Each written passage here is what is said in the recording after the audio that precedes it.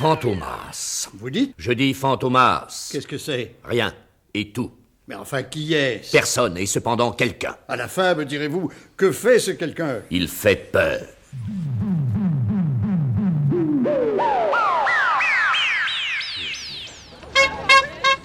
Seriez-vous assez gracieux de nous laisser passer? Eh mais tire-toi, tu vas pas que tu me gênes, bougre de con!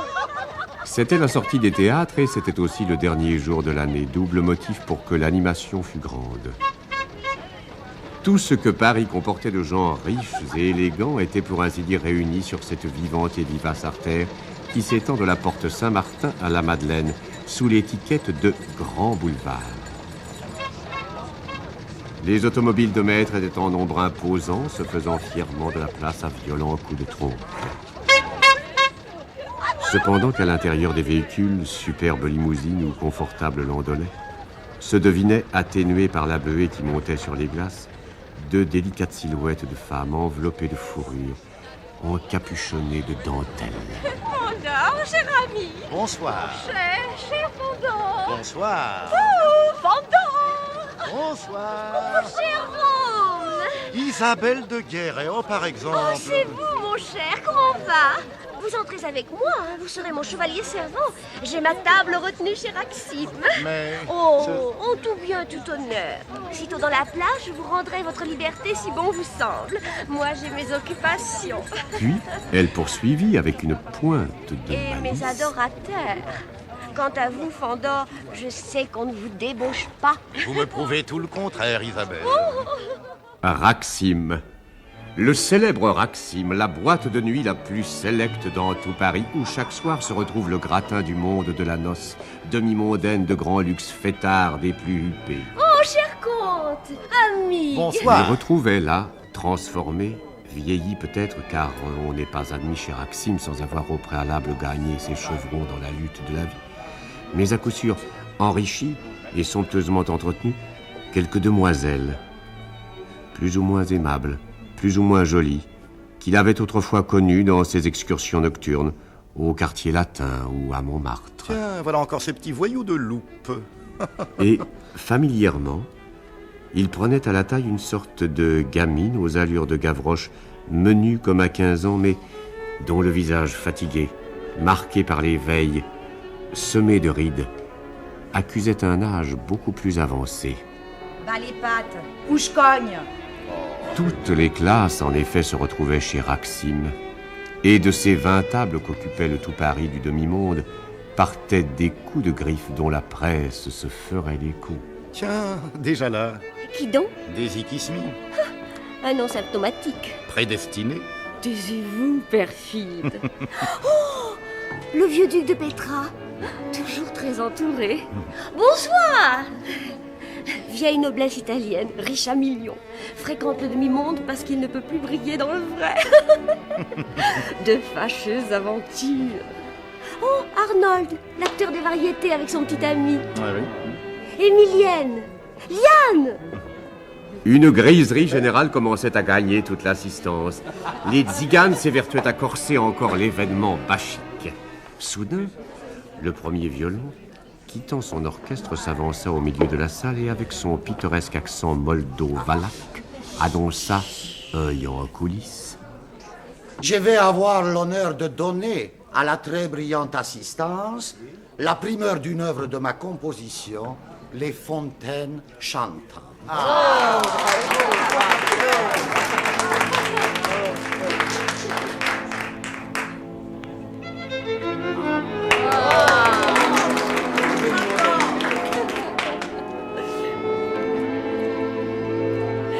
Dis donc, Fandor, tu devrais bien nous donner des cartes pour aller demain entendre ces fameuses fontaines. À l'heure où les fontaines pourraient chanter, vraisemblablement tu dormiras de tout ton cœur. Mais change de hais. Pardon, monsieur. Vous allez me trouver bien indiscret, mais vous me paraissez être au courant de ce qu'on appelle les fontaines chantantes. Oui, je suis étranger. C'est pour cela que j'ignore cet événement parisien. Pourriez-vous... Fandor se retourna. Derrière lui, un homme d'une trentaine d'années environ, blond, avec une assez forte moustache. Vêtu d'une façon irréprochable d'un frac sorti de chez le meilleur faiseur. Mon Dieu, monsieur, votre ignorance est parfaitement excusable, car il s'agit d'un petit fait qui n'est pas destiné à bouleverser le monde. Vous me demandez ce que sont les fontaines chantantes. C'est bien simple. Il y a sur la place de la Concorde... Ah, Concorde, oui. Oui. De part et d'autre de l'obélisque, 2 monuments de bronze. Oui, assez jolis d'ailleurs, qui représentent des naïades émergeant des vasques. Vous connaissez aussi bien que moi ces fontaines. L'interlocuteur hocha la tête silencieusement. Des passants, ces jours derniers, ont cru remarquer que par intervalle, ces fontaines, ou pour mieux dire les figures de ces fontaines, émettaient des sons. Oui, des sons bizarres, étranges, assez forts, assez harmonieux cependant. On aurait dit que les naïades chantaient. N'est-ce pas délicieusement poétique et bien parisien? Ah, bien parisien en effet. Champagne. Cigare. Et leur entretien affecta une tournure plus familière, plus intime. Paris est unique, mon cher. Les femmes de Paris. Ah, si jamais je pouvais le décider, s'il consentait à venir avec moi, quelle amusante aventure. Les fontaines. Mais c'est qu'il est ivre. Les fontaines, je veux voir les fontaines. Quel beau reportage. L'étonnement, puis l'excitation de Jérôme Fandor étaient bien compréhensibles. Pour le journaliste qu'il était, le visage de son interlocuteur était ô combien familier. C'était lui, incognito. Frédéric Christian. À Paris, en ce 31 décembre. Les fontaines. Le roi de Hesse-Weimar.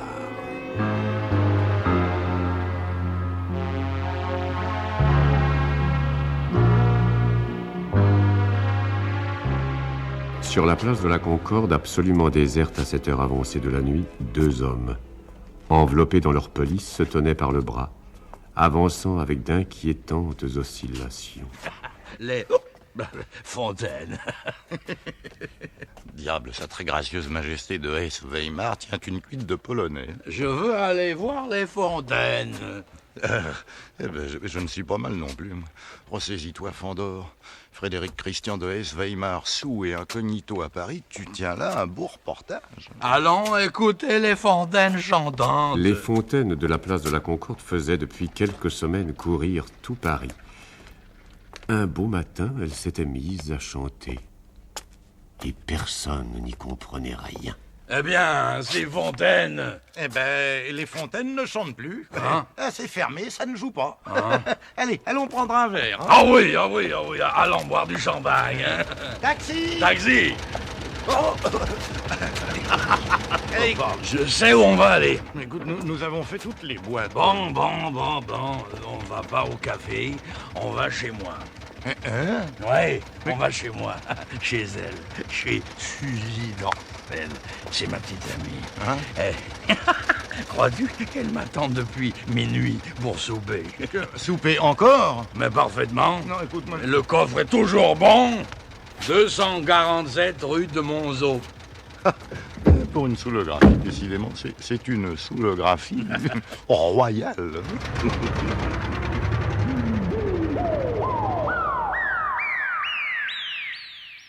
Justine, voilà que tu as encore oublié les couverts à poissons.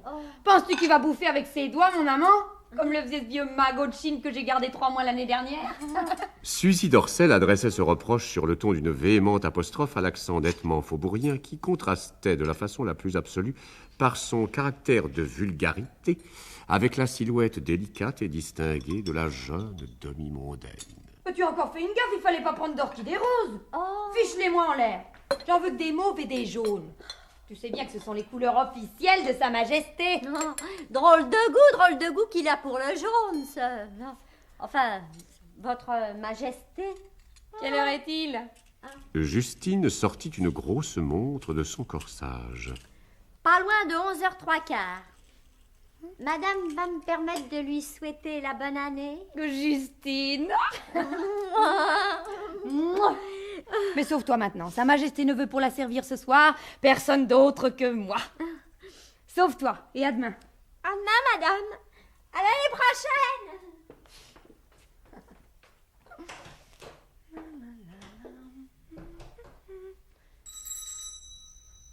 Tiens, on attendait le roi que vers 1h du matin.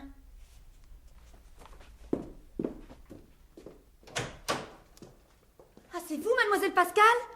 La dentelière. Excusez-moi, madame, de venir vous déranger si tard. Mais je tenais à vous livrer votre déshabillé en dentelle. Eh bien, vous avez eu joliment raison de me l'apporter. J'en aurais fait une musique si tout à l'heure je l'avais pas trouvée. Voyons voir cette affaire-là. Tandis que la jeune et charmante dentelière avançait dans le salon discrètement éclairé par un plafonnier en cristal dépoli et admirait la table royalement dressée pour l'intimité, Suzy d'Orsel examinait le déshabillé de mousseline rose. C'est fistrement bien, savez-vous? Vous travaillez comme une fée. Suzy d'Orsel avait enlevé son peignoir et revêtait le déshabillé.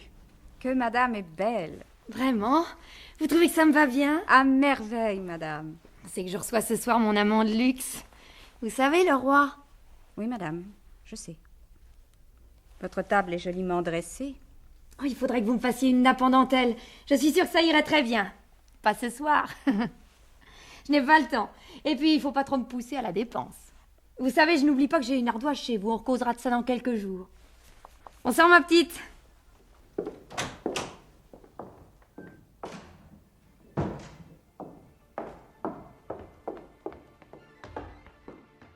Mademoiselle Pascal, écoutez donc. La concierge. Madame Serron? Grosse, mal bâtie, vulgaire et bonne enfant, Madame Serron était plus connue dans le quartier sous le nom de la mère Citron. Vous prendrez bien un petit noir, Mademoiselle Pascal? Oh, volontiers. Vous sortiez? Non, j'étais allée porter le déshabillé de dentelle que m'a commandé le roi pour Madame d'Orsel, et je regagnais ma chambre de l'autre côté de la cour. Eh ben, entrez donc, Mademoiselle Pascal. Entrez un moment, Mademoiselle Pascal. Voilà. Un courant d'air sous ce porche. Entrez donc jusqu'à la loge. Alors, vous avez vu le roi? C'est-à-dire que... Enfin, je l'ai vu sans le voir. Oh, oui, vous l'avez vu sans le voir tout en le voyant. Racontez-moi donc ça, ma petite. Alors, comment c'était que ça s'est passé? Eh bien, figurez-vous qu'après avoir attendu près d'1 heure dans la galerie du Royal Palace Hotel, j'ai été introduite dans un grand salon. Là, une espèce de valet de chambre en culotte courte est venu prendre mes dentelles. Il les a portées dans la pièce voisine où se trouvait le roi, qui se promenait de long en large. Alors, de temps en temps, je l'apercevais par la porte entrouverte. Qu'est-ce qu'il a fait, là? Dame, je ne sais pas, moi. Il a dû apprécier mes dentelles puisqu'il m'en a commandé une quantité. Ah, c'est pas un homme regardant. Il a choisi les 3 séries de points que je lui présentais et... c'est assez drôle. Il en a demandé des imitations en disant que si ces imitations étaient moins bien faites, cela n'aurait guère d'importance. Oui, je comprends. Les imitations, ça doit être pour sa légitime et les vraies pour sa petite amie. Je connais ça, moi. Ils sont tous pareils, les hommes. Vous croyez? Eh bien, Madame Serron, je voulais vous remercier de m'avoir recommandé auprès de Monsieur le Marquis de Sérac. C'est rien, ma fille, c'est rien. Mais notre propriétaire est un homme si aimable, si distingué, toujours calme, jamais de visite. Il y a moins de mouvement chez lui que chez Madame d'Orsel. Quand pourrais-je aller remercier Monsieur le Marquis de Sérac de sa généreuse recommandation auprès du roi? Frédéric Christian m'a reçu hier après-midi. Je n'ai pas encore eu le temps d'aller le dire au Marquis de Sérac. Bon, vous bilez pas, Mademoiselle Pascal. D'abord, il n'y a rien qui presse, et puis d'ailleurs, Monsieur le Marquis est parti ce soir pour la campagne. Ah. Oui, il va passer le nouvel an chez les parents, puis il m'a dit, quelque part en Dordogne. Il ne sera pas de retour avant la semaine prochaine. Vous avez bien le temps. Allez, au revoir mon petit. Et bonne soirée. Rassurée, Marie-Pascale remontait à son 6e, tandis que la mère Citron, rentrée dans sa loge, s'installait dans un grand fauteuil. Quelque part dans la maison, une pendule sonna. 2 heures? S'écria Suzy d'Orsel, inquiète. Et le roi n'est pas encore là? Lasse d'attendre Frédéric Christian de Hesse-Weimar, son royal amant, Suzy d'Orsel s'était endormie. 3h15.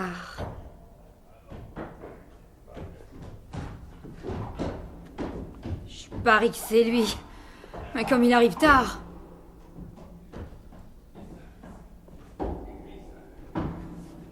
Faut-il qu'il soit sous? Et d'un grand geste de lassitude, elle exprimait le fond de sa pensée. décidément, les rois ne valent guère mieux que les autres. Mais on dirait qu'ils sont deux. Oh, cet animal-là va complètement abîmer le panneau de la porte si je le laisse faire.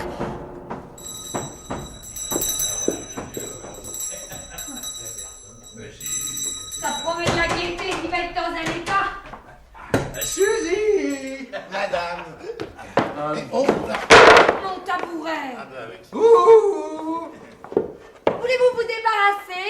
Oh, Que votre mère... Non, ma petite Suzy, je t'aime bien, mais ne commence pas à dire des bêtises. Ma petite Suzy, je suis ici incognito. Alors appelle-moi donc Cri-Cri. Hein? Cri-Cri. Ton petit Cri-Cri. Suzy d'Orsel avait compris dès le premier mot qu'il ne fallait pas avoir l'air de connaître la qualité de son rot protecteur. Cher ami, présentez-moi donc monsieur. Oh, c'est vrai. Comment donc t'appelles-tu? Ne pas lui dire trop tôt, beaucoup trop tôt. Ne pas lui dire que tu es Jérôme Fandor, journaliste à la capitale. C'est pas la peine, pas la peine. Hein?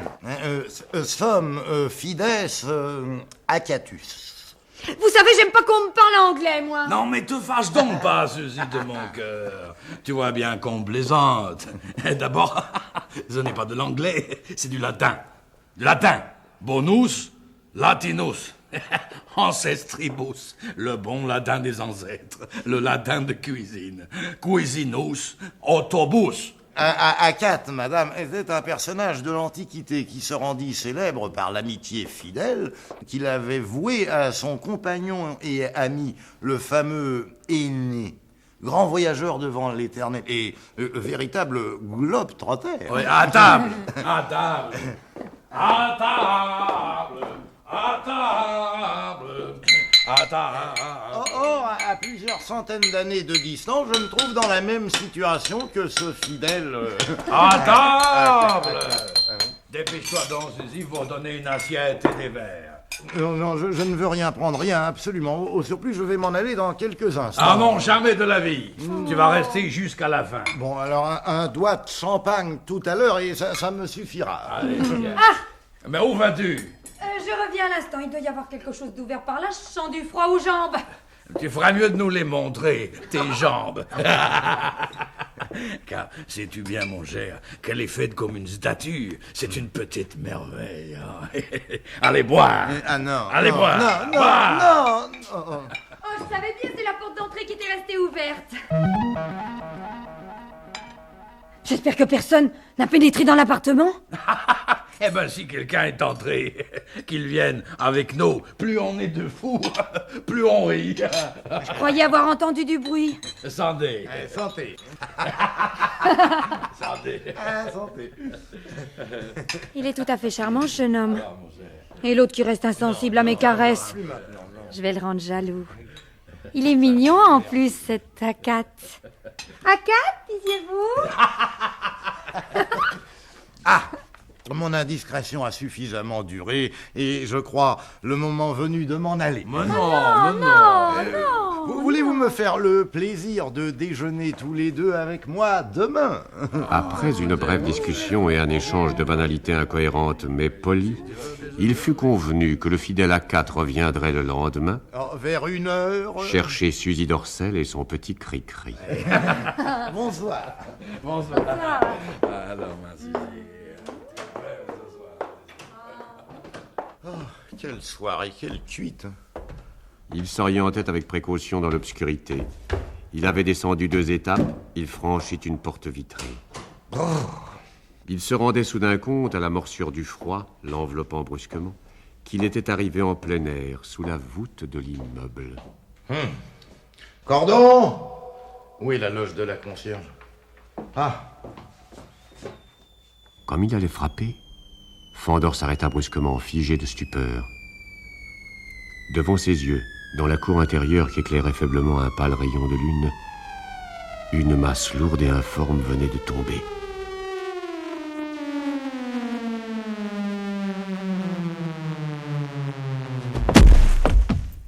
Merci. Puis ce fut le silence après le choc. Oh, ça mais... Il était saisi d'un affreux pressentiment. Mon Dieu, mais...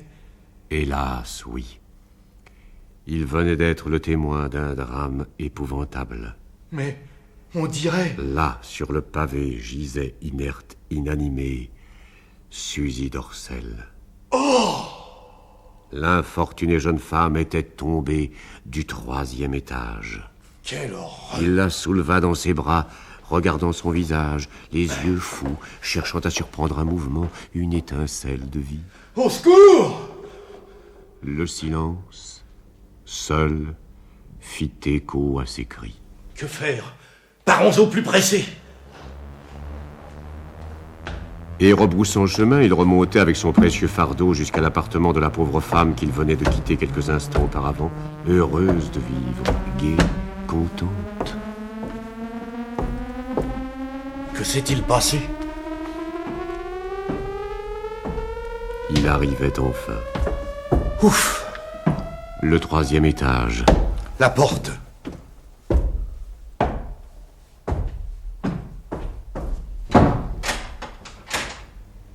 Fermé.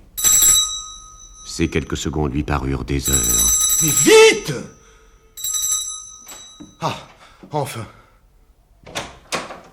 Le roi. Ah! Il manqua défaillir. Du vinaigre, de l'eau. Mais...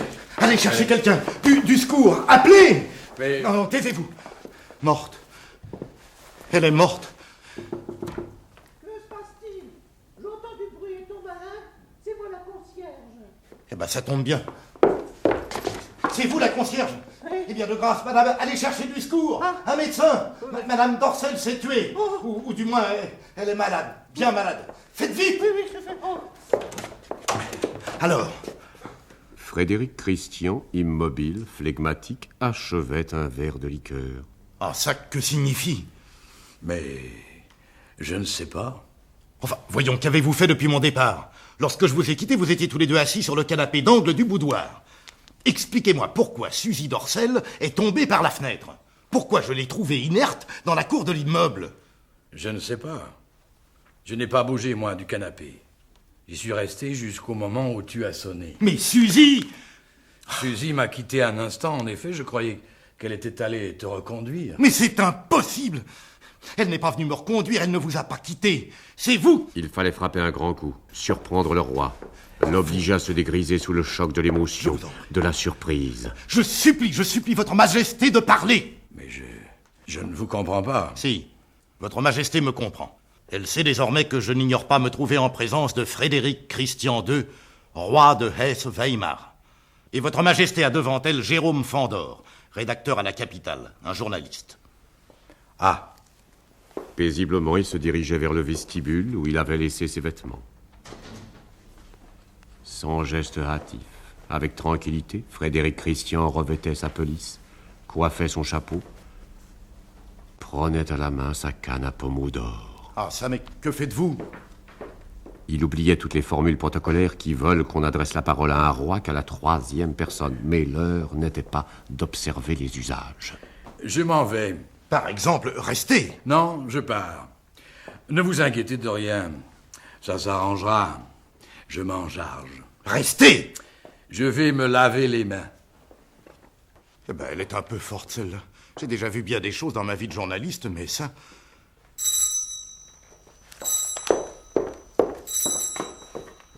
Voilà. C'est ici que s'est passé un drame? Comment? Vous savez déjà? La concierge nous a renseigné, monsieur. Du Gobier. Veillez à ce que personne ne s'en aille. Mais j'ai demandé un médecin, il faut aller chercher un médecin! La personne qui nous a téléphoné tout à l'heure, la concierge de l'immeuble, a paraît-il fait le nécessaire. Nous sommes là pour les constatations légales et les arrestations. Vous permettez? Oui, je vous en prie. Pourvu qu'il ne tombe pas sur le roi, quel esclandre! Il a dû se cacher dans le salon boudoir ou dans le cabinet de toilette. De toute manière, il ne peut pas partir, l'autre agent est dans le vestibule. C'est par là? Pour un scandale, ce sera un beau scandale. Voilà. Voici donc le corps. Mais qu'est-ce que c'est? Évidemment, ça ne peut être que lui, mais vous comprenez, il faut de la politesse à son égard. On ne traite pas ces gens-là, n'est-ce pas, comme... Ah, c'est vous, madame. Monsieur. Mais qu'est-ce qu'elle a à me faire des révérences? Eh bien, vous ramenez le médecin? On en cherche un, monsieur. Monsieur les excusera, mais une nuit de 31 décembre, sauf votre respect. Et, enfin, il faut espérer que tout de même, on trouve un, monsieur. Monsieur pourrait-il nous accompagner dans le salon? Oui, suivez-moi.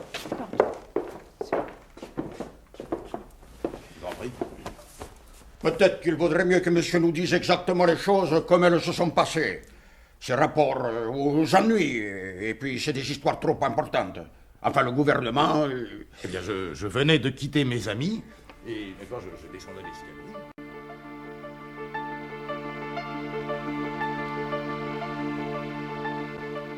Alors, jugez de mon émotion lorsque j'ai vu le corps, n'est-ce pas? Monsieur prétend donc qu'il y avait avec lui et mademoiselle la victime une autre personne. Naturellement. Et où est-elle, cette autre personne? Cette troisième personne était là tout à l'heure avec moi. Elle est sûrement dans une pièce voisine. Tenez, voyez plutôt. Ils parcoururent la chambre, la salle à manger, le salon, le boudoir, l'office, la cuisine. Ah, ça, mais où est donc passé le roi? Il n'y a personne, monsieur. Mais... Oh, parbleu que je suis bête. L'escalier de service. Fermé. Monsieur le sait bien. Il n'y a que Justine qui a la clé de service. Que monsieur ne nie pas et qu'il veuille bien nous accompagner jusqu'au poste. Mais me prendriez-vous pour un criminel? Non. Puisque monsieur était seul dans l'appartement avec la petite femme. Ah oui, il faut bien que... Mais pardon! Hein? Pardon, nous n'étions pas deux, nous étions trois. Et la meilleure preuve, tenez, regardez sur la table. Monsieur, il n'y a que 2 couverts. Soupez donc avec nous. Non, je ne veux rien prendre, rien, absolument. Au surplus, je vais m'en aller dans quelques instants. Ah non, jamais de la vie. Tu vas rester jusqu'à la fin. Bon, alors un doigt de champagne tout à l'heure et ça me suffira. Agent du Gobier, à gauche de monsieur. Venez, monsieur. Ne faites pas de bruit. Ne faites pas de bruit. Il faut éviter le scandale.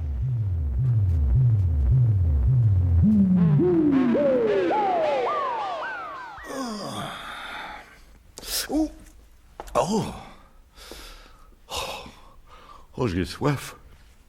J'ai la gorge en feu. Puis j'ai ces courbatures. Mais je suis encore en habit. Et voici mon huirflet.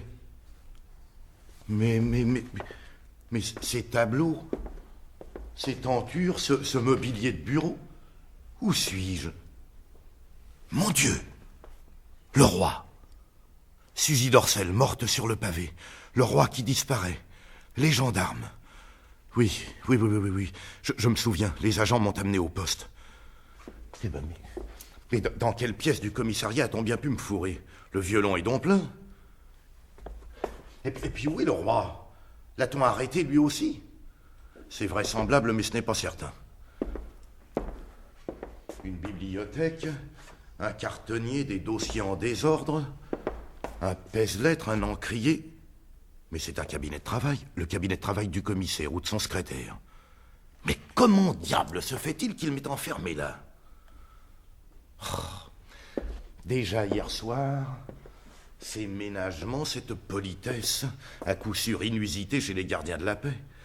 On doit me prendre pour un personnage de haute importance, puisqu'après tout on m'a arrêté chez la maîtresse du roi, c'est-à-dire en quelque sorte chez le roi lui-même, chez Frédéric Christian.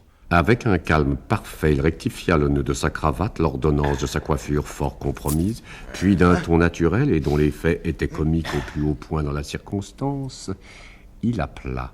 Est-ce qu'il n'y a personne? Évidemment, on guettait son réveil. Vous voilà réveillé, monsieur? Par exemple, quelle amabilité. Et des gants beurre frais. Mais vraiment, la police a d'exquises façons. Avez-vous bien dormi, monsieur? Eh bien... Eh oui, me voici réveillé, en effet. Je suis même tout courbaturé. Oh, cela se conçoit. Mais je pense que vous voudrez bien excuser les agents, n'est-ce pas? Ouais. Précisément, je ne me trouvais pas au poste. Et alors, quand je suis arrivé, j'ai préféré ne pas vous réveiller en pleine nuit. Véritablement, on en use de façon charmante au commissariat de la rue de Courcelles, avec les criminels. Mais il doit me considérer comme l'un des amis du roi de Hayes-Weimar. Vous dormiez si bien. Parfaitement. Vous avez bien fait, monsieur... Monsieur Pérajas, oui. Officier de police de l'arrondissement. Fandor dut se retenir pour ne point dire « Très heureux de faire votre connaissance », mais il se rendit compte que cela eût été peut-être exagéré. Étant donné les circonstances, les circonstances malheureuses, il valait mieux, je le suppose, que vous ne reveniez point immédiatement chez vous, Enfin, j'ai fait donner ce matin les ordres nécessaires et je pense que dans quelques minutes... Que va-t-il se passer dans quelques minutes? On sera là. Oui, oui, c'est cela, le temps d'atteler. Bien entendu, je suis certain de la discrétion de mes hommes qui ignorent... C'est parfait, c'est parfait. On attelle une voiture, bien entendu, mais quelle voiture? Le panier à salade? Mais alors on m'envoie au dépôt. Qu'est-ce que ça veut dire, la discrétion de mes hommes? Bon, ne pas ébruiter l'aventure. D'accord, pas tout de suite, mais... Quel reportage, si on me relâche. J'ai d'ailleurs fait prévenir la concierge, donner les instructions les plus formelles. Et puis, elle vous est dévouée. Aucun journaliste ne sera mis au courant de cette au courant des incidents de cette nuit. Oui. Entrez. Le coupé est là. C'est bien, brigadier. Alors... Oh, pardon, monsieur. Fichtre, un commissaire qui aide un journaliste à enfiler son manteau, on aura tout vu. Merci. Désirez-vous que je vous accompagne ou préférez-vous rentrer seul? Je préfère rentrer seul. Tenez, c'est par ici. Bien. Je vous en prie. Monsieur. Monsieur. Mais qu'est-ce qu'ils ont tous à être pliés en deux? Allez, par là. Merci. Monsieur. Votre coupé, monsieur. Du diable si je me doute de l'endroit où on me conduit.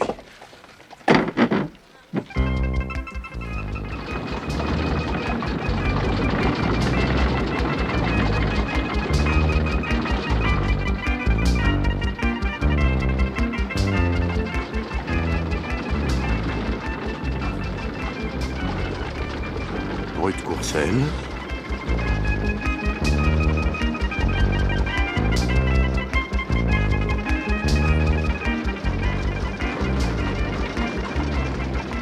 Rue La Boétie.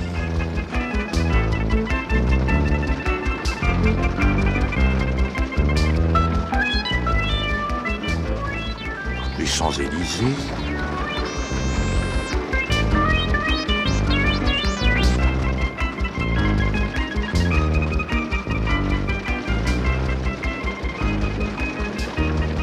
Le Royal Palace Hotel.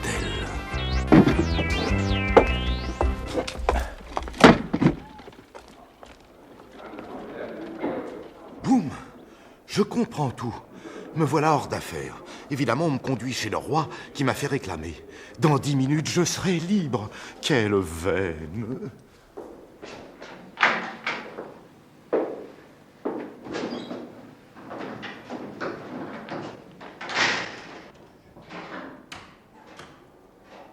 C'est bien ça. C'est l'appartement de Frédéric Christian. Je vous en prie, entrez.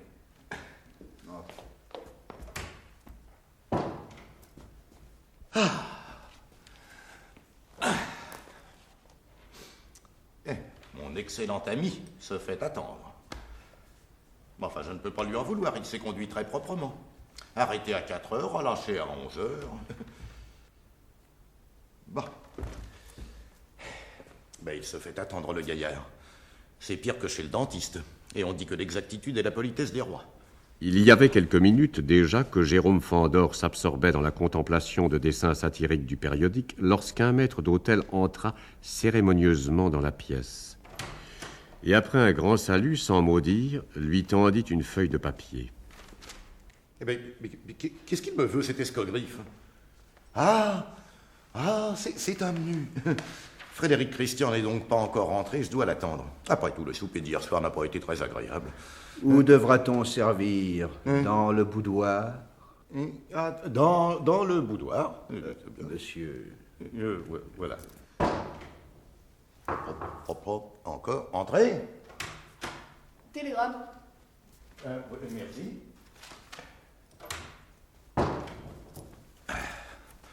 Ceci doit venir du roi. M'a-t-il écrit à mon nom? Ah ben non, duc de Haworth. Serait-ce le personnage que je suis censé être? Zagden Shrobivlitisk, Borugit, Sukratski, Kretschka, Ratsim. Mais c'est un télégramme chiffré, ça.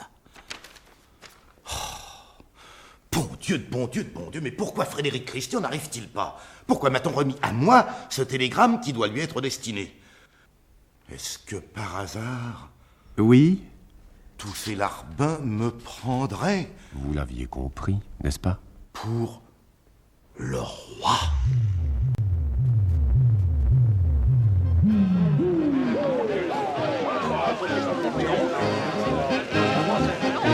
Demandez le capitaine! Demandez le grand quotidien du soir!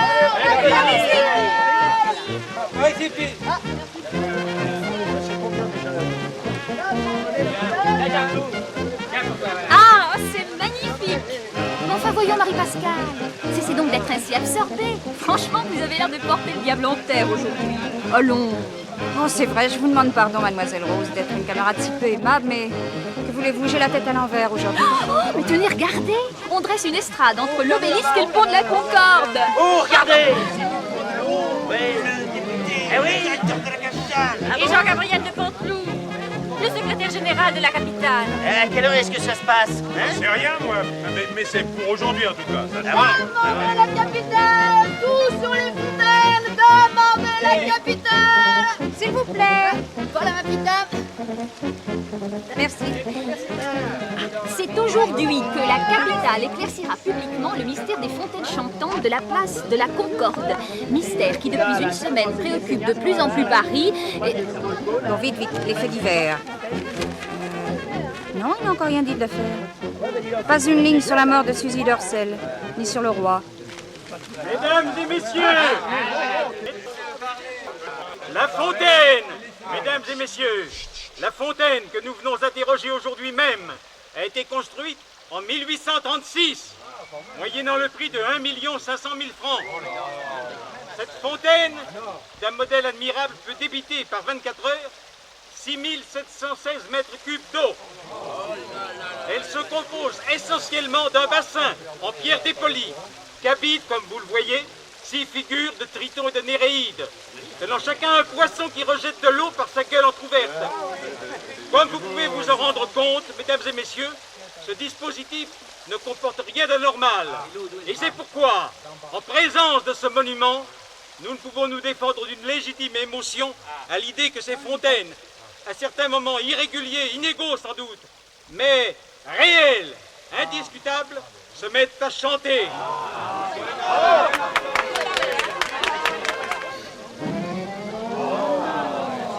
Mais brusquement, devant Monsieur de Panteloup, venait de surgir l'uniforme sombre galonné d'argent d'un officier de la paix. Derrière lui, une quinzaine d'agents de police. Faites immédiatement cesser ce rassemblement. Cette manifestation n'est pas autorisée. Nous sommes ici par la volonté du peuple. Nous n'en sortirons que par la force.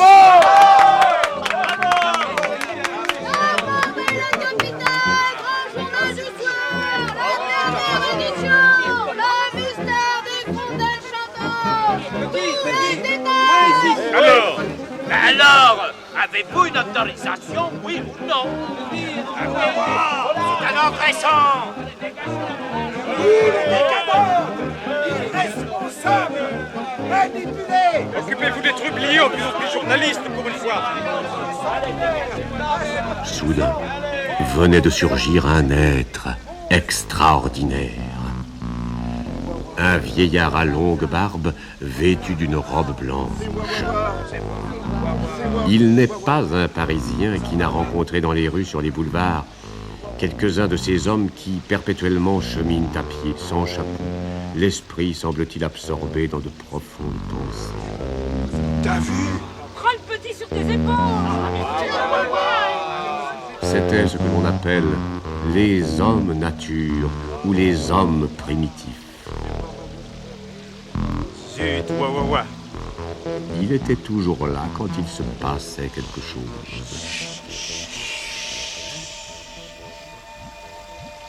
Oh, surprise! On percevait un son étrange montant de la fontaine dans l'air pur du soir. Les fontaines! Les fontaines chantent. Les fontaines chantent.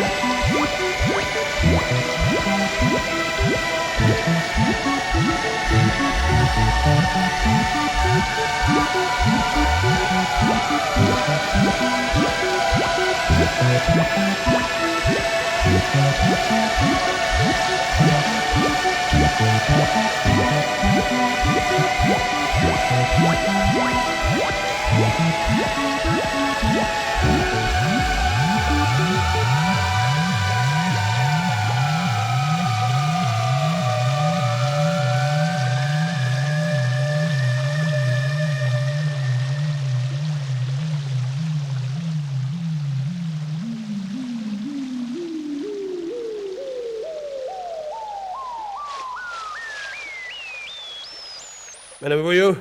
Monsieur le directeur? Je ne reçois personne aujourd'hui, vous m'entendez? Personne. Monsieur Vicard, qui n'était que sous-directeur du service de la Sûreté Générale au ministère de l'Intérieur, était en effet d'une humeur massacrante. Quelle histoire, quelle histoire! Monsieur le directeur, il y a monsieur l'inspecteur Juve qui demande à vous parler. Il entre. Juve, le plus fin limier.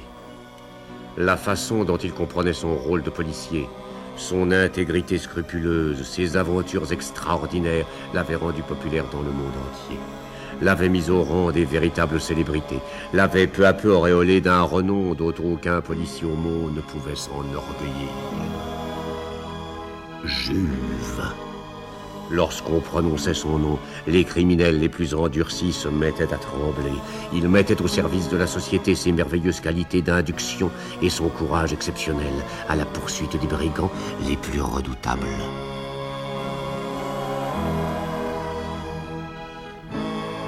Le seul qui, jusqu'à présent, réussit à échapper à la ténacité de Juve était le plus monstrueux de tous, l'infâme Fantomas.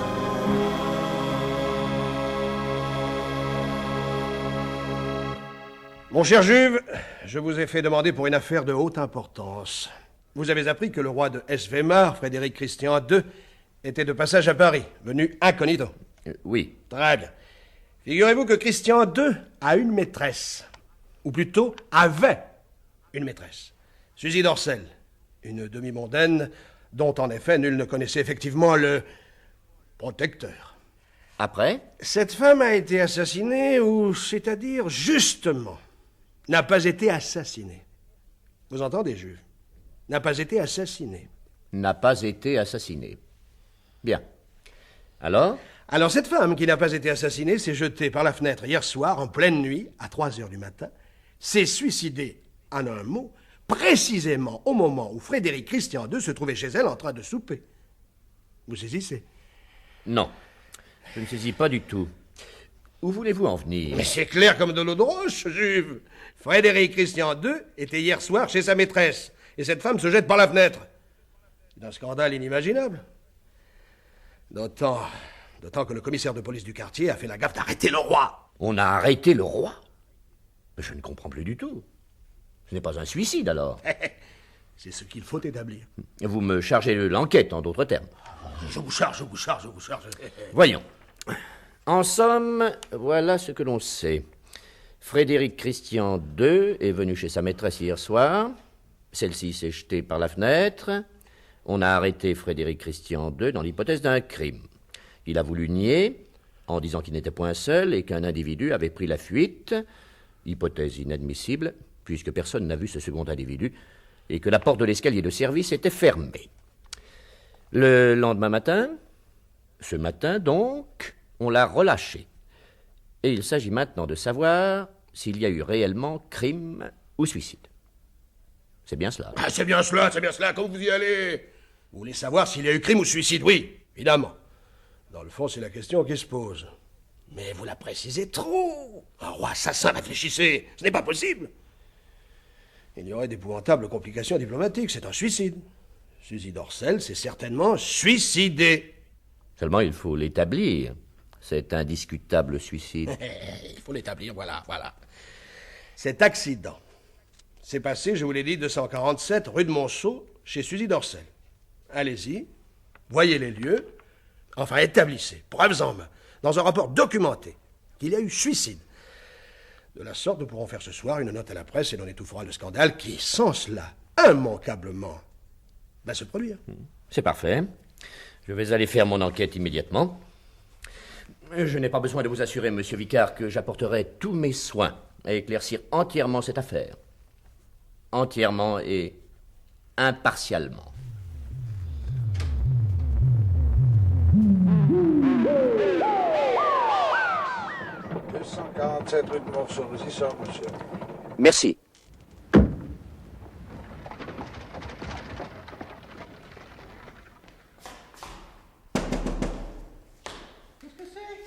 Concierge? Juve, inspecteur de la sûreté. Ah, c'est pour le... Oui. Puis-je entrer? Mais certainement. Mais comme ça. Dites-moi, Madame Serron, ne nous occupons pas tout d'abord des circonstances immédiates de la mort, allons plus loin. Ou plutôt, remontons par la pensée un peu avant l'accident. Aviez-vous vu passer le roi quand il a sonné ici pour monter chez sa maîtresse? Non. Non, monsieur le policier, je n'ai rien vu du tout. J'étais couché. On a sonné, j'ai ouvert, le roi a crié comme d'habitude en passant devant la loge duc de Haworth, c'est le nom qui se donne, et puis il est monté, je ne l'ai pas vu. Était-il seul? Oh, sur le bon Dieu, j'en jurerais. Tout le monde me demande, figurez-vous. Bien entendu qu'il était seul. La preuve que quand on est monté dans l'appartement, après qu'on a eu retrouvé cette pauvre mademoiselle Suzy, il n'y avait réellement personne avec lui, par conséquent... N'allons pas si vite, madame. Donc, vous croyez que le roi est arrivé seul ici? Oh, j'en suis certaine. Bien. Saviez-vous si mademoiselle Suzy d'Orsel attendait quelqu'un d'autre, une visite, un ami? Elle n'attendait personne, que je crois, mais... Du moins, elle avait dit comme ça 1 heure avant à sa dentelière, une de mes locataires, monsieur le policier, une bien gentille jeune fille, bien méritante, mademoiselle Marie-Pascale. Elle avait dit comme ça, j'attends mon amant, mais elle n'avait pas dit qu'elle attendait d'autres personnes, alors voyez-vous. Mademoiselle Marie-Pascale, cette dentelière dont vous me parlez, madame Serron, c'est la dernière personne qui ait vu vivante mademoiselle Suzy d'Orsel, à part le roi, bien entendu? Les bonnes étaient déjà remontées? Oui, monsieur le policier, la bonne n'était pas là, ça aussi j'en suis sûre. D'abord, il n'y a qu'une bonne. Et Justine était descendue vers les 11h, elle m'avait dit bonsoir en passant, tandis que mademoiselle Pascale n'est pas montée à l'appartement avant 11h, 11h30, minuit moins le quart. Enfin, Bien. Oui, à peu près 11h30. J'irai tout à l'heure voir mademoiselle Pascale, puisque d'après vous, c'est une des personnes les mieux qualifiées pour être renseignée. Mais une autre question, madame Serron, s'il vous plaît. Non, prie, monsieur. Après le crime, après la mort, dites-moi, avez-vous eu à ouvrir la porte à quelqu'un quittant la maison? Un locataire est-il sorti? Non, monsieur le policier, je n'ai ouvert à personne. Et il n'y a pas d'autre porte à l'immeuble que celle dont vous tirez le cordon? Ah non, monsieur le policier, pas d'autre porte. Très bien. Autre chose encore. Non, prie, monsieur. L'appartement de mademoiselle Suzy d'Orsel est desservi par 2 escaliers, n'est-ce pas? L'escalier des maîtres et l'escalier de service. Savez-vous si la porte de l'escalier de service était fermée? Oh, ça, je ne pourrais pas vous l'affirmer, monsieur, mais je sais bien toujours que chaque fois que Justine s'en allait, elle fermait à double tour. Si bien qu'à la fin, voyez-vous... Bien. Dites-moi, madame, Justine, la femme de chambre de mademoiselle d'Orsel, est-elle chez elle? Oh non, monsieur, non, j'ai là la clé de sa chambre, c'est signe qu'elle est sortie. D'ailleurs, on l'a emportée ce matin, c'est bien abominable. À la morgue, je crois, le corps de cette pauvre mademoiselle Suzy. Justine doit être en ce moment à faire des courses pour l'enterrement. Oui. Mademoiselle Dorcel n'avait pas de parents? Oh, je ne sais pas, monsieur, je ne crois pas. Donc l'hypothèse du suicide peut toujours être tenue pour vraie. Et mademoiselle Marie-Pascale, est-elle chez elle? Ah oui, ça oui, monsieur, au 6e à droite, escalier B au fond de la cour. Oui. Eh bien, madame, je vous remercie de vos renseignements. Je vais aller voir cette jeune fille. Mais tout à votre disposition, monsieur, à votre service. Bien malheureuse histoire, allez, ça va faire du tort à la maison. J'ai déjà 2 appartements à louer, ça n'aidera pas. Au revoir, monsieur.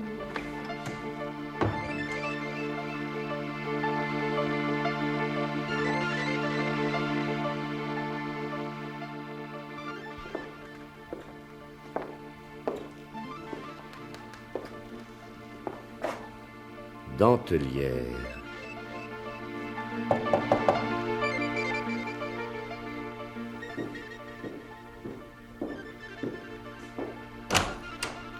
Mademoiselle Marie-Pascale, C'est moi, monsieur. voulez-vous me donner 2 minutes d'entretien, mademoiselle? Je suis inspecteur de police et chargé de l'enquête relative à la mort de mademoiselle Dorcel. Entrez.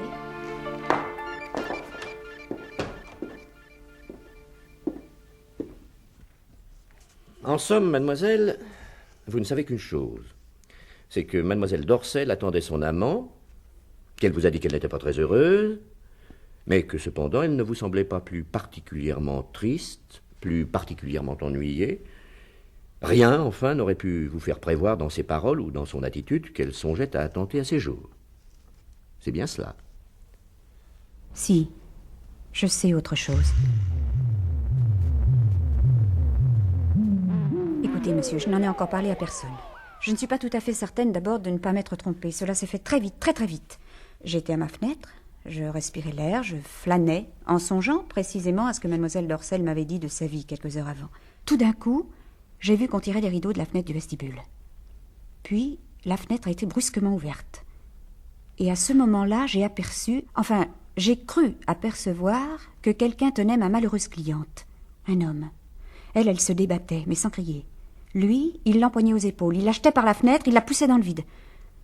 Et puis, tout d'un coup, la lumière s'est éteinte et je n'ai plus rien vu. Instinctivement, j'ai quitté ma fenêtre, je suis sortie de ma chambre, j'ai commencé à descendre l'escalier, je voulais aller à son secours. Puis, pendant que je descendais, la peur m'a pris. Je me suis dit que ça devait être un assassin, qu'il allait peut-être me tuer moi aussi. Alors je me suis arrêtée, j'ai entendu des portes qui claquaient, et je suis remontée chez moi. J'ai encore entendu des bruits de voix. Madame Serron demandait ce qui se passait, puis elle a traversé la cour. Ensuite, des agents de la paix sont arrivés. Oh, j'étais toute saisie. Et puis, j'avais toujours peur de l'assassin. Vous connaissiez le roi? Oui, je lui ai vendu des dentelles. Je l'ai aperçu par une embrasure de porte. Et vous n'êtes pas certaine que ce soit lui l'assassin? Non. Je ne sais pas si c'est lui ou si ce n'est pas lui. C'est bien pour ça que je n'ai parlé de cette histoire à personne. C'est trop grave, vous pensez? Mais je ne vois pas du tout pourquoi vous avez tardé à faire connaître vos observations. Elles sont graves, sans doute, mais fort intéressantes. Car enfin, vous vous en rendez compte. Elles rendent inadmissible l'hypothèse d'un suicide.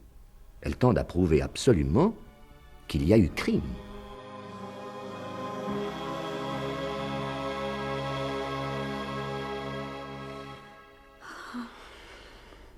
Marie-Pascale dormit fort mal cette nuit-là. Juve, en partant, lui avait en quelque sorte donné une consigne. Racontez cette histoire. L'histoire de l'homme que vous avez vu, entrevu plutôt. Contez-la librement. Elle décida de s'y conformer et, sitôt prête, descendit flâner dans la cour à la recherche de... Madame Serron! Puisqu'il importait de favoriser ses bavardages. Madame Serron! Madame Serron! Qu'est-ce que c'est? Ce fut une voix d'homme qui répondit. Vous demandez la concierge, mademoiselle? Un blanchisseur descendait l'escalier portant un panier. Je viens de la voir qui grimpait au 6e. Je l'ai croisé en montant prendre le linge de monsieur de Sérac. Ah bon, je vais l'attendre. Bonjour, mademoiselle. Elle attendit quelques minutes dans la loge, puis, s'ennuyant, elle sortit pour aller dans la rue, sur le pas de la porte, respirer un peu le bon air du matin. Mais comme elle passait sous la voûte, Marie-Pascale s'arrêta. Contre le mur, une sorte de chiffon. C'est le blanchisseur qui a perdu ça. Une chemise de femme. Je vais la déposer dans la loge.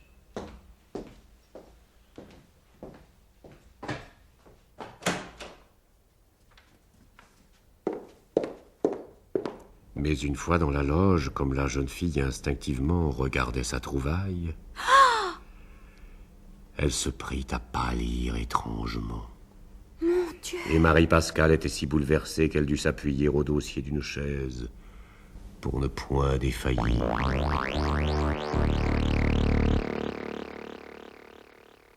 Je suis véritablement désolé d'apporter à votre majesté cette mauvaise nouvelle.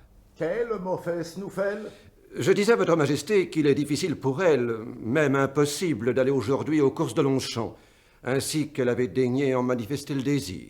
Monsieur le Président de la République inaugure précisément aujourd'hui au musée de Bagatelle l'exposition des 300 bustes. Rien n'a été prévu et le protocole ignorait cette cérémonie. Or, si votre majesté se rendait au bois de Boulogne, sa voiture risquerait de rencontrer celle du chef de l'État. Il conviendrait dès lors que votre majesté s'arrêtât pour s'entretenir quelques instants avec le président de la République. Mais, comme j'avais l'honneur de le dire à l'instant, aucune disposition préalable n'ayant été prise à cet égard, votre majesté serait certainement désobligée de se trouver ainsi en représentation officielle sans que les détails de l'entretien aient été réglés minutieusement à l'avance. En effet, en effet. C'est tout ce que j'avais à transmettre à votre majesté. Votre majesté daigne-t-elle me congédier? C'est vrai, ça laisse oublier. Je daigne, en effet. Vous pouvez vous retirer. Majesté. Les coussins s'agitèrent. Quelqu'un émergea de la bergère, traversa à grands pas la pièce, s'étira voluptueusement, puis éclata de rire. Jérôme Fandor se retrouvait seul une fois encore dans les appartements royaux. Ouf! Je croyais qu'il ne décollerait jamais, cet animal-là. Votre Majesté, Sa Majesté, Sire, le roi. Ma foi, ça flatte l'oreille, ça fait plaisir à entendre.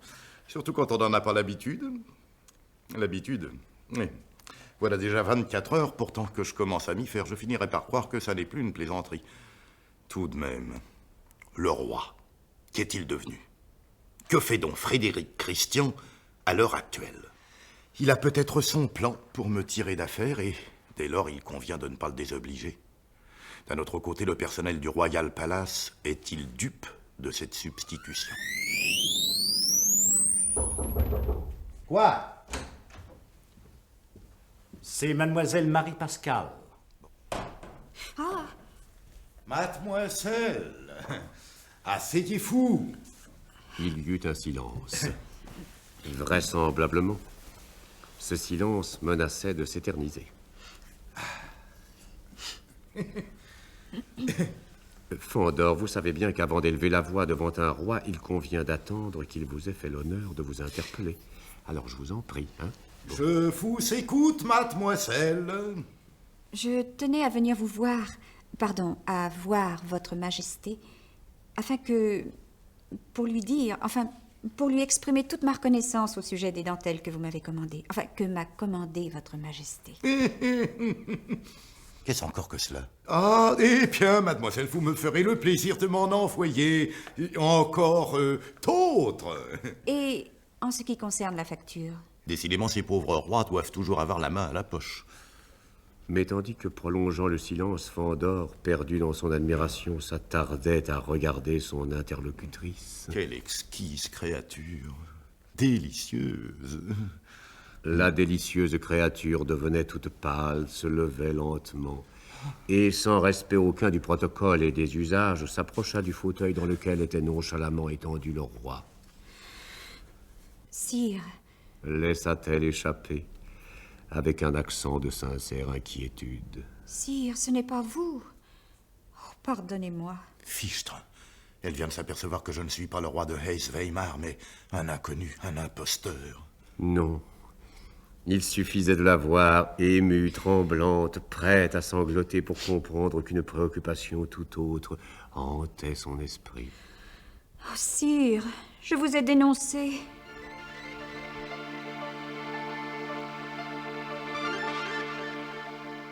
Ainsi, vous êtes le seul témoin de la mort de Sucy Torcel. Vous pouvez affirmer qu'elle a été assassinée et vous avez confié cette déclaration à un policier. Oui, sire. Par exemple, si ça pouvait être Juve. Marie Pascal, il faut que vous répondiez sincèrement à la question que je vais vous poser. Ah, sire, avec quelle joie je le ferai. Bien. Voulez-vous me dire pour quel motif, après m'avoir accusé, moi, le roi, de ce crime épouvantable, vous avez soudainement changé ta fille? Et pourquoi vous venez aujourd'hui me protester vos regrets, me dire en outre que vous êtes sûr que je ne suis pas le coupable?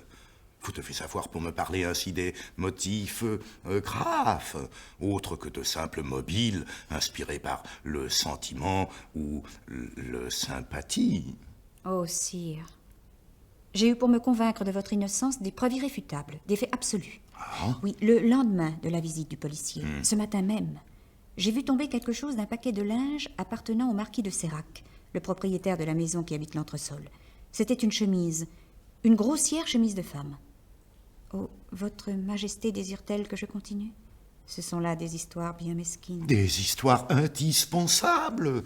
Mademoiselle, continuez. Je venais donc de ramasser cette chemise, et ne sachant trop qu'en faire, je me disposais à la remettre à Madame Serron, la concierge de l'immeuble. Lorsque le hasard me fit jeter les yeux sur les poignets plissés qui terminent les manches. Ces poignets, sire, sont attachés avec un bouton. Un petit bouton de nacre. Or, quelle fut ma stupéfaction quand j'aperçus autour de l'un de ces boutons, celui de la main droite, des bribes de dentelle qui paraissaient s'être accrochées là après avoir été brusquement déchirées d'une dentelle plus importante. Oui, je suis dentelière. Du premier coup d'œil, je reconnus le point des morceaux arrachés. Jugez de ma stupéfaction, sire. Jugez de mes angoisses. Ces morceaux provenaient, j'en suis certaine, d'un déshabillé de mousseline de soie garni de points d'Angleterre que j'avais quelques heures avant le drame livré moi-même à mademoiselle Suzy d'Orcel. Et alors, mademoiselle, que concluez-vous? Sire, j'en conclus que la personne qui achetait Suzy d'Orcel portait cette chemise de nuit. Et comme cette chemise a été trouvée dans le linge du marquis de Sérac, vous en concluez que le marquis de Sérac... Mais sire, la chemise que j'ai retrouvée est une chemise de femme. Donc, Suzy d'Orcel a bien été assassinée. Et l'autre, le roi, n'est pour rien dans cette affaire. Mais qu'avez-vous, mademoiselle? Marie Pascal pâlissait de plus en plus. Fandor s'était approché d'elle. Elle défaillit dans ses bras. Quelques instants plus tard, étendue sur les coussins qui encombraient le grand fauteuil du salon, Marie Pascal, peu à peu, revenait à la vie. À genoux devant elle, Fandor tenait dans les siens les doigts fuselés de la jeune fille et les couvrait de baisers. L'obscurité était devenue quasi complète. Tandis que Marie Pascal, la jolie ouvrière, reprenait ses sens, le journaliste n'avait pu résister, en dépit des phénoménales circonstances dans lesquelles il se trouvait, d'exprimer par de douces caresses les sentiments qu'il éprouvait. Inconsciemment, il avait réchauffé de ses lèvres la petite main glacée. Et Fandor se laissait aller à l'amusante aventure, s'étourdissait à ce tendre jeu d'amour. Mais que faites-vous? Je vous aime.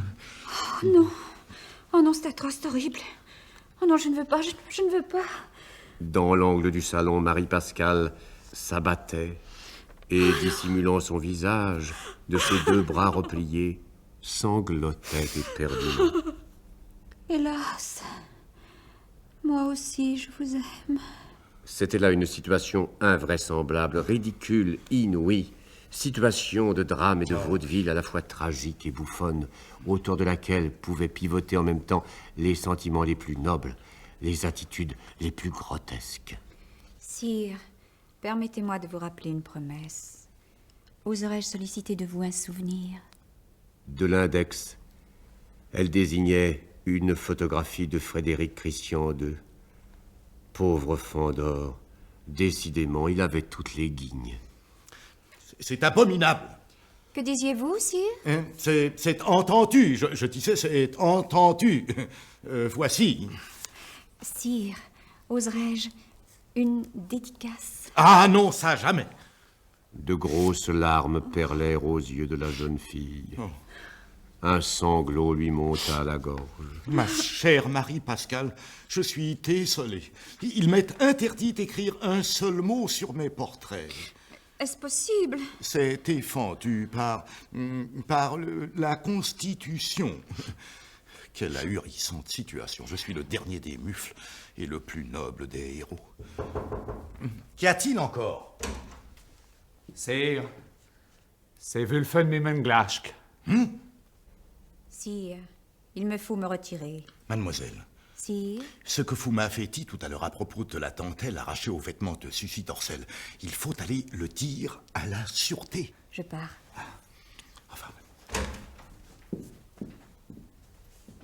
Wulfen Mimenglaschk. Ça doit être encore un de ces extraordinaires cocktails germano-américains, comme a l'habitude d'en boire cet animal de Frédéric Christian. Bon, eh bien, versez-le. Sire. Wulfen Mimenglaschk, pour vous servir. Nom de Dieu. Cette fois, je suis foutu.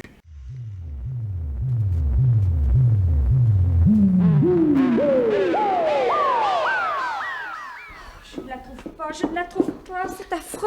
Ne cherchez plus, allez. Vous ne la retrouverez certainement pas ici. On l'a reprise chez Oh vous. non, mais c'est épouvantable, c'était la seule chose qui déchargeait le roi, la seule preuve qu'il n'était pas coupable. En effet, Mais comment a-t-on pu savoir que j'avais retrouvé la chemise? Comment a-t-on pu venir la reprendre chez moi? je me le demande, Oh mademoiselle. mon Dieu, mon Dieu, mon Dieu, qu'allons-nous devenir? Moi qui étais si contente en allant voir le roi. Oh, c'est d'autant plus épouvantable que moi qui ai tenu cette preuve à conviction, cette chemise qui est innocente, mais je sais qu'il est innocent. Elle paraît sincère. Et si c'était vrai? S'ils étaient 3, il faudrait pour cela visiter l'appartement de la femme d'Orcel. Chercher une preuve. Trouver.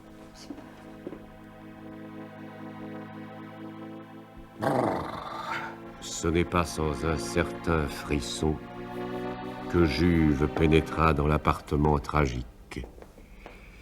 Il parcourait les pièces claires, luxueusement décorées, fraîchement ornées et toutes gaies encore, toutes tièdes d'une jolie présence féminine, avec un véritable serrement de cœur.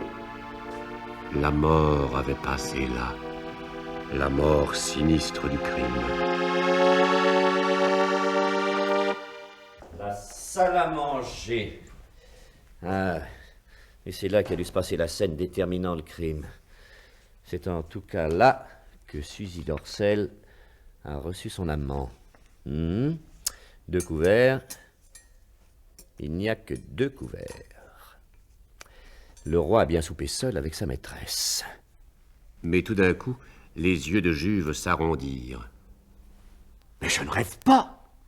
À droite du divan, dans un cendrier placé sur la table, sur le tapis, De la cendre. un petit tas de poussière grise. Première place. Admettons que ce soit Suzy Dorsel. Cendre grise, tabac d'Orient, cigarette de femme. Soigneuse, elle s'est servie du cendrier. Et d'une. Deuxième place. Une assiette, un tas de cendres plus gros, une bague, marque allemande. C'est le roi. Lui, négligent, se sert de l'assiette. Et de 2. Maintenant, sur le tapis, un 3e petit tas. Alors, ils étaient 3? Peut-être. Voyons sous la table. Les pieds de la table. Un nom d'un chien. Ça, c'est définitif. C'est concluant. Sous la table, à la place de Suzy Dorsel. Aucune trace. À la place du roi. De légères traces de boue. Oh, je m'y attendais d'ailleurs. Mais près du 3e tas de cendres. De nouvelles traces de boue. Si je pouvais identifier les pieds qui se sont posés là, savoir si ce sont des pieds de femme. Car ils ne pourraient évidemment appartenir qu'à la femme dont Marie-Pascale prétend avoir trouvé la chemise. Si toutefois chemise il y a. Mais quoi? Impossible. Matériellement impossible qu'une femme se soit assise là. Mais pourquoi? Dites-nous pourquoi. Parce que les traces de boue sont de part et d'autre du pied de la table. Donc, le convive qui a laissé ses traces a eu entre les jambes le pied de la table. Et alors? Jamais une femme entravée par sa robe n'aurait pu s'asseoir de la sorte. Seul un homme aurait pu s'installer ainsi. Le roi aurait-il menti? Lui seul peut m'apprendre quelque chose de nouveau. Dès lors, la décision était prise. Juve, il faut que tu ailles voir Sa Majesté. Wolfenminenglasch! Qu'est-ce que c'est que ça? Le personnage que l'on venait d'introduire dans le grand salon du roi de Hesse-Weimar et qui répondait au nom, malheureusement, de Wulfenimenglasch était en effet extraordinaire. Extraordinaire, ja. Il était gros et caricatural. De part et d'autre de son nez écarlate, 2 petits yeux très clairs papillotaient sous leurs paupières fendues en amande. Une large moustache barrait la lèvre supérieure d'un trait noir. Et 3, pas un de moins, 3 mentons replets s'étageaient sous la mâchoire inférieure jusqu'à la naissance d'un cou large et musclé. Oui, je vous en prie, parlez-nous français. Ici, nous sommes en France, c'est donc fort naturel. Et au surplus, la langue diplomatique adoptée par le protocole des cours n'est autre que le français. Enfin, il ne sait donc dire que cela. Chef de la brigade des recherches du royaume de Hesse-Weimar, attaché à la personne de Sa Majesté le Roi. Eh ben, me voilà frais. C'est bien ce que je craignais le plus. L'aventure va mal tourner et mon imposture sera révélée. Asseyez-vous, monsieur Wulf. Zut, j'ai oublié la suite. Ah, ça n'est pas possible. Si, prenez cette chaise. La plus éloignée. Je n'oserai jamais. Nous le foulons. Si je le fais, c'est pour obéir à votre majesté. Que voulez-vous? Parlez. Dieu est béni, sire. Vous exaucez mon feu les plus chers, qui votre majesté est bonne, de m'avoir admis à l'honneur de l'avoir de si près. C'est un fou. Certes, je connais bien votre auguste visage. Frédéric Christian II est populaire dans les royaumes. Son portrait s'étale sur les murs des maisons, comme dans les appartements des édifices publics. On le vend en carte postale, mais votre majesté comprendra bien que les portraits et les réalités sont souvent dissemblables. Or, voilà 17 ans que j'appartiens à la brigade des recherches du royaume. 2 ans que je suis attaché à la personne de votre majesté, et jamais jusqu'à ces jours, je n'avais eu l'honneur de contempler son auguste visage de si près. Dieu soit béni. Ah, c'est les plus beaux couronnements de ma carrière, d'y remercier les ciels des circonstances qui m'ont fait envoyer à Paris. Que nous voulez-vous? J'ai une mission secrète, sire. Eh bien, voyons, quelle est cette mission secrète? Je suis chargé de 2 choses. L'une qui intéresse votre majesté, l'autre est les royaumes. Tout d'abord, je viens prendre votre auguste réponse relative au télégramme chiffré que son Altesse, le ministre de l'Intérieur, adressa à votre majesté. Ah, diable, c'est fort embêtant, ça. Que vais-je lui répondre à ce Barvon? Je ne puis avoir l'air d'ignorer le texte de la dépêche. De quel télégramme parlez-vous? Nous n'avons rien reçu. Oh, votre majesté n'a rien reçu? Et il ne faut pas en être autrement surpris. Le poste est si mal fait en France. On voit bien que c'est une république. Sur les lèvres du journaliste, un léger sourire erra. Je l'ai, sire, je l'ai. Quoi? Le texte du télégramme. Aïe. Le voilà. Dites-nous ce qu'il contient. Ouais, s'il vous plaît, Altesse, je prends les lunettes. Son Altesse, le ministre de l'Intérieur, signale à votre majesté que depuis son absence, une propagande défavorable au trône est activement menée à la cour et à la ville. Les émissaires de la branche cadette, les partisans du prince Gudolfen s'imaginent que l'occasion est favorable pour s'emparer du pouvoir. C'est encore ce prince Gudolfen. Gudolfen, c'est là, oui, sire. Toujours lui, Gudolfen. Est-ce tout? Non, non, sire. Son Altesse, le ministre, transmettez à votre Majesté une question de la reine. Ah, c'est vrai que je suis marié, en plus. La reine, oui. Fandor se leva. Familièrement, il s'approcha de Wulf en lui mettant la main sur l'épaule, cependant que le caricatural personnage tressaillait d'émotion, exultait à cette familiarité royale. Vous direz à la reine que tes affaires d'une extrême importance m'ont retenu jusqu'à ce jour à Paris. Mais j'espère que d'ici peu de temps, je réintégrerai la cour. Hein? Vous pouvez vous en aller. C'est que j'ai l'ordre formel de ne revenir à Glosburg qu'accompagné de votre Majesté. Ah Et s'il faut partir dès ce soir, dès que le décidera votre Majesté, je serai à ses ordres. Un cocktail, Wulf? Ah, sire. Ah, sire, je suis surpris, flatté. Ah, jamais en Weimar, je n'aurais pu imaginer vous si rigide, si protocolaire, si simple et si charmant dans l'intimité. Oh, Wulf. Oh, sire. Oh, Wulf. Oh, sire. Tenez, Wulf, buvons à la santé de la République. À la santé de... Mais il s'arrêtait soudain, terrifié à l'idée qu'il allait peut-être prononcer un mot aussi redoutable. À la santé de Frédéric Christian II. Cigarette? Oui, merci, sire. Ah, Paris. Paris. Papillone moderne. Les petits restaurants pour manger les petites femmes. Ah, que je connais pas encore comment c'est les moulins rouges. Je ne connais pas, non. Et il y a aussi les fontaines chantantes, les fameuses fontaines. Vous connaissez cela? On ne fait qu'en parler en Weimar. Il paraît même que les savants sont très occupés de mystères. C'est un journal de Paris qui l'affirme et dont les articles ont été reproduits dans nos feuilles. Un beau succès pour la capitale. Vous les entendrez. Puis, sur un ton de parfaite camaraderie, jetant à Wulf un regard significatif. Wulf, Paris, c'est la ville des petites femmes. Elles sont élégantes et gentilles. Je suis sûr qu'elles vous plairont. Et comme je n'ai pas besoin de vos services avant demain, je m'en vais vous donner votre liberté. Sire, comment pourrais-je? Entrez.